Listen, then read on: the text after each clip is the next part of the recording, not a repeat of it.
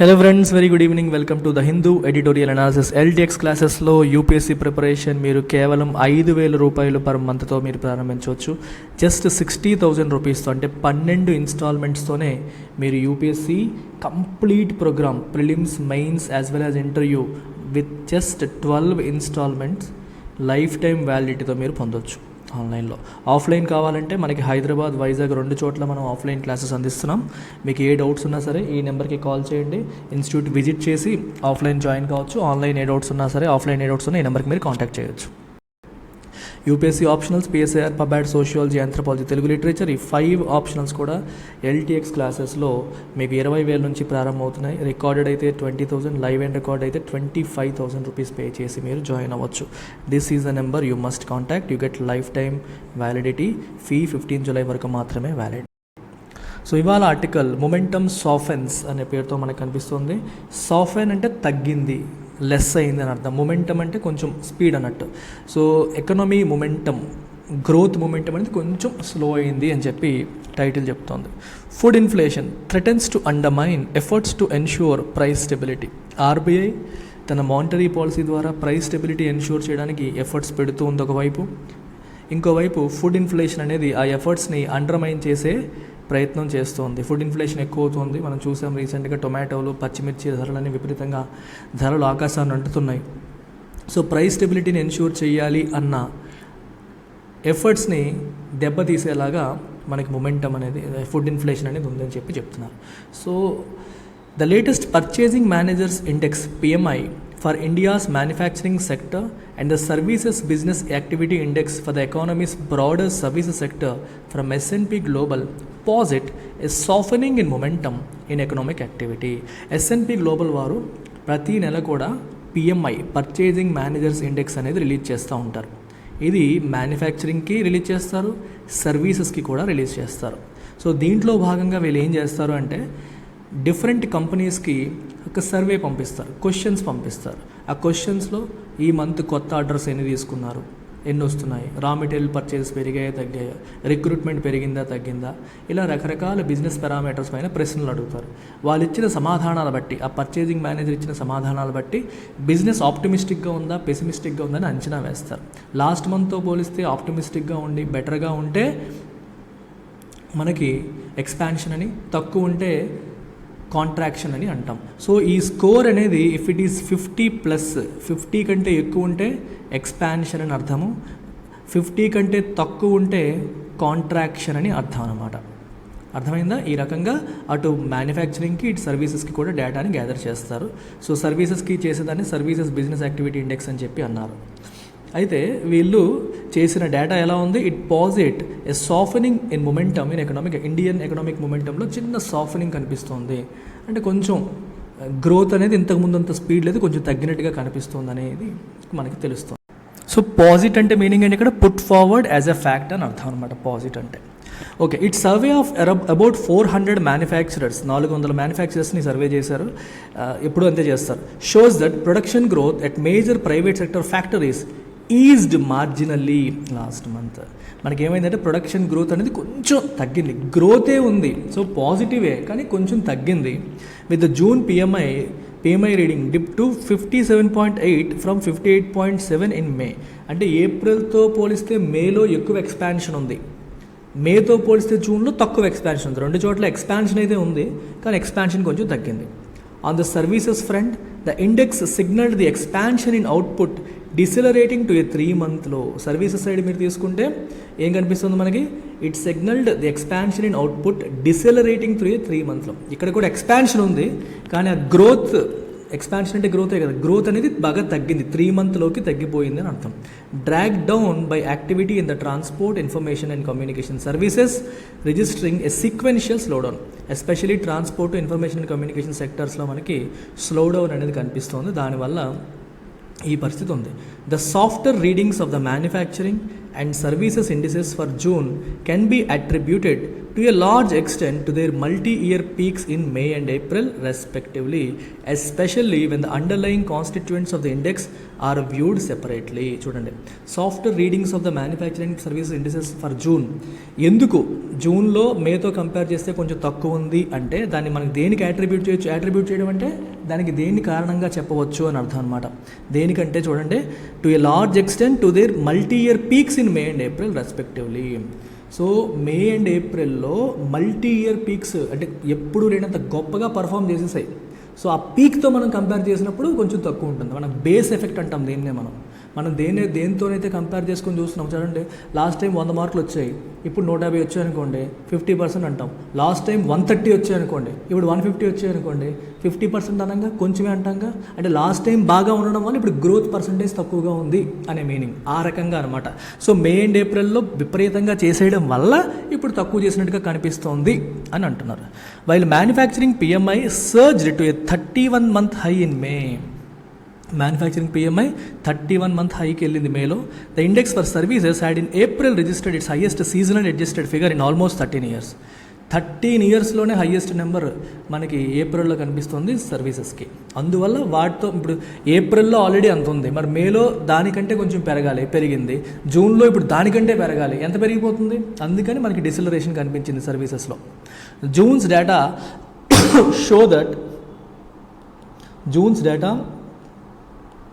show that new orders at factories, which constitute about 30% of the manufacturing PMI's weight, grew at the strongest pace in 28 months. While demand and higher labor costs spurred charge inflation. What is charge inflation? The rate of increase in price of manufacturers' finished goods to a 13-month high. So ఇక్కడ 2 important points exam point of వ్యూలో UPSC వాళ్ళకి ఉపయోగపడే 2 points ఉన్నాయి. జాగ్రత్తగా మీరు వినండి. ఇక్కడ ఏం రాశాడు చూసారా? జూన్స్ డేటా ఏం చూపిస్తుంది? న్యూ ఆర్డర్స్ ఎట్ ఫ్యాక్టరీస్ దగ్గర న్యూ ఆర్డర్స్ అనేవి ఏమయ్యాయి? పెరిగాయి. అయితే ఇక్కడ ఇంకొక పాయింట్ రాశారు, which constitutes 30% of the manufacturing PMI's weight. Manufacturing పిఎంఐలో డిఫరెంట్ ఇండికేటర్స్ ఉంటాయి. ఆ ఇండికేటర్స్లో 30% వెయిట్ దేనికి ఇచ్చారమ్మా? న్యూ ఆర్డర్స్ ఎట్ ఫ్యాక్టరీస్కి ఇచ్చారు. సో మిగిలిన ఏంటో కూడా మనం చూద్దాం. న్యూ ఆర్డర్స్కి 30% వెయిటేజ్ ఇస్తే అవుట్పుట్కి 25% వెయిటేజ్ ఇవ్వడం జరిగింది. ఎంప్లాయ్మెంట్ దీనికి 20% వెయిటేజ్ ఇవ్వడం జరిగింది. సప్లయర్స్ డెలివరీ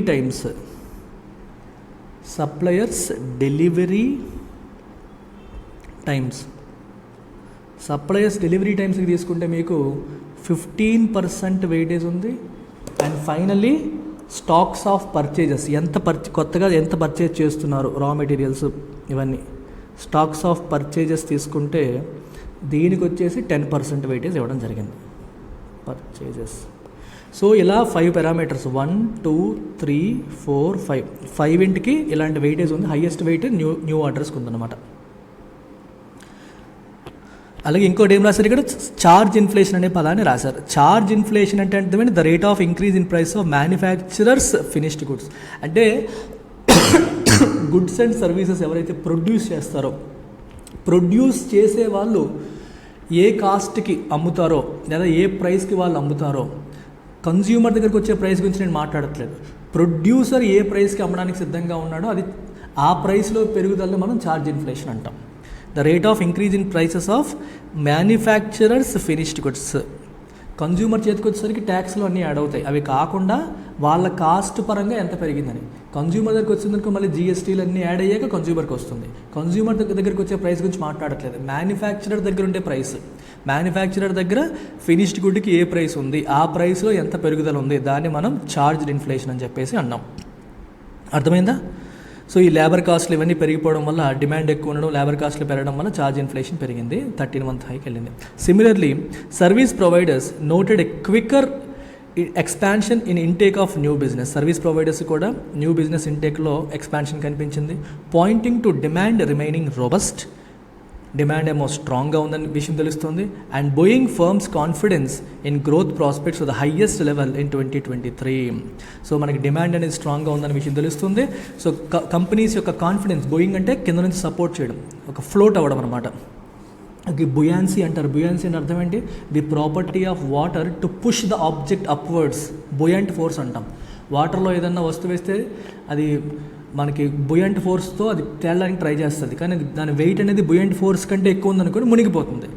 బుయాన్స్ అనేది ఎక్కువ ఉంటే, బుయంట్ ఫోర్స్ అనేది ఎక్కువ ఉంటే తేలుతుంది. అది డిఫరెన్స్. అందుకే మనకి వాటర్లో వస్తువులు వేస్తే తేలుతాయి. తేలడానికి కారణం ఏంటి? కింద నుంచి ఒక అప్వర్డ్ ప్రెషర్ వాటిపైన ఉంటుంది. దాని వెయిట్ అనేది అప్వర్డ్ ప్రెషర్ కంటే ఎక్కువ ఉంటే మునిగిపోతుంది అనమాట. అది కదా, అందుకే బోయింగ్ అంటే కింద నుంచి సపోర్ట్ చేయడం అన్నట్టు మీరు అర్థం చేసుకోవచ్చు. On the face of it, S&P Global survey findings ought to reassure policymakers that the RBI's inflation battling interest rate increases till the end of the last fiscal have not sapped domestic demand for manufactured goods and services. అయితే చూడగానే మనకి ఏమనిపిస్తుందంటే S&P survey వాళ్ళ findings మనకి policy మేకర్స్కి ఒక రకంగా reassurance ఇస్తున్నట్టు. Reassurance అంటే మనం భయపడాల్సిన అవసరం లేదు. అంటే ఆర్బీఐ వాళ్ళు ఇన్ఫ్లేషన్ని కంట్రోల్ చేయడం కోసం అని చెప్పి టైటర్ మానిటరీ పాలసీ ఫాలో అయ్యారు. సో ఎలా వడ్డీ రేట్లు పెంచడం ద్వారా మనీ సప్లైని టైట్ చేసే ప్రయత్నం చేస్తూ వచ్చారు. సో దానివల్ల జనరల్గా డొమెస్టిక్ డిమాండ్ అనేది తగ్గుతుంది అనేది ఎక్స్పెక్టేషన్. కానీ టైటర్ మానిటరీ పాలసీ ఫాలో అయినప్పటికీ డొమెస్టిక్ డిమాండ్ అనేది తగ్గలేదు. శాప్ అంటే తగ్గలేదు అనేది మనకి తెలుస్తుంది దీన్ని బట్టి, ఎందుకంటే డిమాండ్ బాగుందని రాశారు. హవెవర్ అయితే the PMI survey panels do not include MSMEs. వీళ్ళు 400 మ్యానుఫ్యాక్చరింగ్ కంపెనీస్ని సర్వే చేస్తారు, కానీ ఎంఎస్ఎంఈస్ అందులో ఇంక్లూడ్ అవ్వవు. మైక్రో స్మాల్ మీడియం ఎంటర్ప్రైజెస్ లేవు, which collectively are estimated to contribute more than 1/3 to GVA generated by the manufacturing sector as a whole. ఇండియాలో manufacturing sector ఇచ్చే జీవీఏలో 1/3 MSMEs నుంచి వస్తుంది. అయితే ఎంఎస్ఎంఈ డేటా దీంట్లో లేదు. The absence of data on MSME segment which the key bulwark of manufacturing employment. మ్యానుఫ్యాక్చరింగ్లో employment ఎక్కువగా ప్రొవైడ్ చేసే సంస్థలు ఎంఎస్ఎంఈసే. బుల్వార్క్ అంటే ప్రొటెక్టర్, ఎక్కువగా ఎంప్లాయ్మెంట్ని సపోర్ట్ చేసేవి, ఎంప్లాయ్మెంట్ని ప్రొటెక్ట్ చేసేది మ్యానుఫ్యాక్చరింగ్ సెగ్మెంట్. అన్ఫార్చునేట్లీ మ్యానుఫ్యాక్చరింగ్ సెగ్మెంట్ని వీళ్ళు ట్రాక్ చేయట్లేదు. It means that estimating the overall strength of job creation in the formal economy relying largely on PMI as an indication may be risky. మీకు అర్థమవుతుంది ఇక్కడ, ఈ పిఎంఐ మీదే ఆధారపడిపోయి మనం overall strength of job creation estimate చేయడం అనేది risky అవ్వచ్చు. ఎందుకని? పిఎంఐ ఓన్లీ పెద్ద కంపెనీస్ని ట్రాక్ చేస్తుంది, ఎంఎస్ఎంఈస్ని ట్రాక్ చేయట్లేదు కాబట్టి. So while S&P global surveys point to private sector employment strengthening further. అయితే ప్రైవేట్ సెక్టర్ ఎంప్లాయ్మెంట్ స్ట్రెంథన్ అవుతుందనే విషయం మనకి దీని ద్వారా తెలుస్తున్నప్పటికీ, with manufacturers recording a stronger expansion in jobs than service providers. Manufacturers service providers కంటే ఎక్కువ జాబ్స్ ఇస్తున్నారు. ఎందుకంటే మనకి పిఎంఐ ఇండెక్స్లో ఎంప్లాయ్మెంట్ అనేది కూడా ఒక పారామీటర్, అది కూడా గ్రో అవుతుంది. సో వాళ్ళు జాబ్స్ పెరుగుతున్నాయని మనకు తెలుస్తుంది. అయితే CMIE data, centre for monitoring Indian economies, ఒక ప్రైవేట్ ఆర్గనైజేషన్, వీళ్ళ డేటా ఏం చెప్తుందంటే point the June unemployment rate having spiked to 8.5% from 7.7% in మే. ఈ డేటా ఏం చెప్తుందంటే మేతో పోలిస్తే జూన్లో అన్ఎంప్లాయ్మెంట్ రేట్ పెరిగినట్టుగా చెప్తోంది. Policy makers will need to keep a watch on the upward trend in output prices at manufacturers and service providers. Manufacturers, service providers వాళ్ళు output prices అనేవి పెరుగుతున్నాయి. ఇన్ఫ్లేషన్ని బూచిగా చూపిస్తూ, అన్ని చోట్ల మాకు పెరిగిపోయేది కారణంగా చూపిస్తూ వీళ్ళు రేట్లు పెంచేస్తున్నారు. ఈ ఫినామినన్నే మనం గ్రీడ్ఫ్లేషన్ అని చెప్పేసి కూడా అంటాం.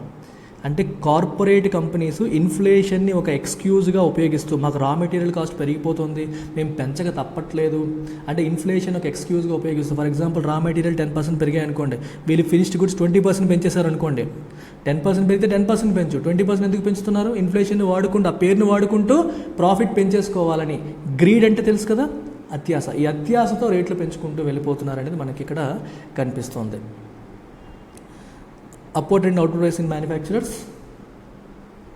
and service providers, given that the resurgence in food inflation threatens to undermine the RBI's efforts to anchor inflation expectations and ensure growth support to price stability. So policy makers ఒక కన్నేసి ఉంచాలి. అవుట్పుట్ ప్రైస్ అనేవి పెరిగిపోతున్నాయి, so వాటి మీద policy makers ఒక కన్నేసి ఉంచాలి. Given that the resurgence in food inflation, ఒకవైపు ఫుడ్ ఇన్ఫ్లేషన్ బాగా పెరిగిపోయింది, it threatens to undermine the RBI's efforts to anchor inflation ఎక్స్పెక్టేషన్స్ని యాంకర్ చేయడం. యాంకర్ అంటే అదుపు చేయడం, కంట్రోల్ చేయడం, అంటే కట్టి పడేయడం అంటాం. యాంకరింగ్ అంటే మీకు సుమా చేసేది కాదు, అది కూడా యాంకరింగే కాదు అనట్లేదు. ఇప్పుడు మీకు నది, ఇది బోట్ అనుకోండి, నది దగ్గర బోట్ ఉంది, నదిలో ఉంది బోట్. ఈ బోట్ ఇలా వదిలేసామనుకోండి, ఎక్కడికి వెళ్ళిపోతుందో మనకు తెలియదు. అదే ఈ బోట్ని ఒక కర్రకి తాడుతో కట్టామనుకోండి, అది అటు ఇటు ఫ్లోట్ అవుతున్నా ఇక్కడే ఉంటుంది. So let's say this is inflation. Inflation expectations, inflation ఎంత ఉండబోతోంది అని చెప్పి కన్జ్యూమర్స్కి ఉండే ఎక్స్పెక్టేషన్స్ అనుకోండి, ఇలా కట్టి ఉంచడాన్ని యాంకరింగ్ అంటాం. అంటే ఇన్ఫ్లేషన్ ఎక్స్పెక్టేషన్ ఎంతకంటే ఉండదురా బాబు భయపడకండి అని చెప్పేసి జనాలకి చెప్పడం అనమాట. సో అది అలా ఉండాలంటే ఇన్ఫ్లేషన్ కంట్రోల్లో ఉండాలి, అదుపులో ఉండాలి. And ensure growth supportive price stability. Price stability ఉంటేనే గ్రోత్కి సపోర్టివ్గా ఉంటుంది. ఇన్ఫ్లేషన్ ఎందుకు అదుపు చేయాలి? బికాస్ ప్రైస్ స్టెబిలిటీ మాత్రమే గ్రోత్కి హెల్ప్ చేస్తుంది. ప్రైసెస్ అనేవి అదుపులో లేకపోతే, స్టేబుల్గా లేకపోతే, అన్సర్టన్గా ఉంటే, విపరీతంగా ఫ్లక్చువేట్ అయితే అది గ్రోత్కి మంచి చేయదు. ఒక మ్యానుఫ్యాక్చరర్ సరైన ప్లానింగ్ చేయలేడు. రేపు పొద్దున్న ఎలాగుంటుందో ప్రైస్ తెలియకపోతే వాళ్ళు ఎంత ఇన్వెస్ట్ చేయాలో తెలియదు, ఎలా ప్లాన్ చేయాలో తెలియదు. ఇప్పుడు నేను వచ్చేసి ఒక 4-5 బ్రాంచ్లు పెట్టేసి రిక్రూట్ చేసేయాలి అనుకుంటున్నాను అనుకోండి, కానీ ఒక 6 నెలల్లో మనకి యూపీఎస్సీ ఇన్ఫినిటీ లేదా యూపీఎస్సీ కోర్స్ ఫీజులు అనేవి భయంకరంగా తగ్గిపోతున్నాయి అనుకోండి, అప్పుడు నేను ఆగిపోతాను. అంత తగ్గిపోతే నాకు ఎక్కడ వర్కౌట్ అవుతుంది అని చెప్పి నేను ఆగిపోవచ్చు. అర్థమవుతుందా? సో ప్రైసెస్ ఎంత ఉంటాయి అనేది ఒక ఐడియా ఉండాలి. మార్కెట్లో ఎంత ఉంటుంది, ఏ రేట్లో ఉంటాయి, ఏ రేంజ్లో మనం సేల్ చేయొచ్చు అనే ఐడియా లేకపోతే ఎవరు ఇన్వెస్ట్ చేయలేరు. ఏ ఆంటర్‌ప్రెన్యూర్ కూడా ఇన్వెస్ట్ చేయలేడు. So price stability is extremely important. విపరీతంగా ఫ్లక్చువేట్ అవుతున్నప్పుడు nobody can plan for it. అది చెప్తున్నాం ఇక్కడ. I hope you have understood this particular point. So UPSC current అఫైర్స్కి one stop solution. This is the ultimate current affairs course offered by LTX classes. Daily live class 8 PM. దీంట్లో CA మీకు PDF మేము provide చేస్తాము. పీడిఎఫ్తో పాటు you will have explanation. ఆ పీడిఎఫ్ని explain చేసి క్లాస్లోనే మీతోనే MCQs కూడా సాల్వ్ చేయించడం జరుగుతుంది. Daily PDF, weekly PDF, monthly PDFs కూడా మనం అందిస్తాం. వీక్లీ యోజన కురుక్షేత్ర కూడా కవర్ చేయడం జరుగుతుంది. ప్రిలిమ్స్ ముందు కంప్లీట్ రివిజన్ సిరీస్ జరుగుతుంది.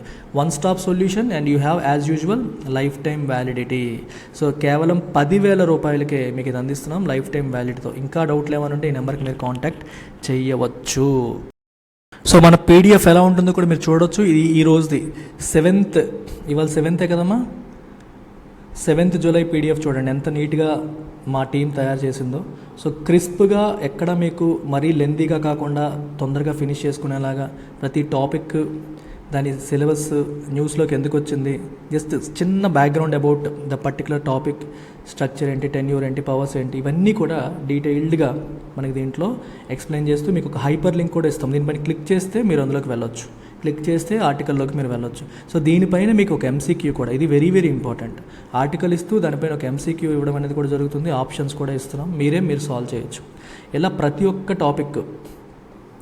టాపిక్ గురించి బ్యూటిఫుల్గా, సింపుల్గా మీకు పీడిఎఫ్ అనేది తయారు చేసి మన టీం అనేది మీకు ఏ రోజుకి ఆ రోజు అందిస్తుంది.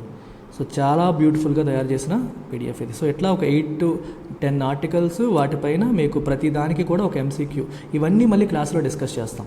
సో ఇంకో చోటుకి వెళ్ళాల్సిన అవసరం లేకుండా అన్నీ ఇక్కడే మనకి కవర్ అయిపోతూ ఉంటాయి అన్నమాట. ఆల్రెడీ కోచింగ్ తీసుకున్న స్టూడెంట్స్ ఆన్సర్ రైటింగ్ పైన మీరు ఫోకస్ చేయాలి, టైం వేస్ట్ చేయకూడదు. సో మీకు ఆన్సర్ రైటింగ్ అనేది ఆన్లైన్, ఆఫ్లైన్ 2 చోట్ల అందిస్తున్నాం. ఆన్లైన్ 10,000కి, ఆఫ్లైన్ 15,000కి లైఫ్ టైం వ్యాలిడిటీతో అందిస్తున్న కోర్స్ ఇది. సో ఈ నెంబర్కి మీరు కాంటాక్ట్ చేసి జాయిన్ అవ్వచ్చు. వివరాలు ఏమైనా కావాలన్నా కనుక్కోవచ్చు. Take care, bye.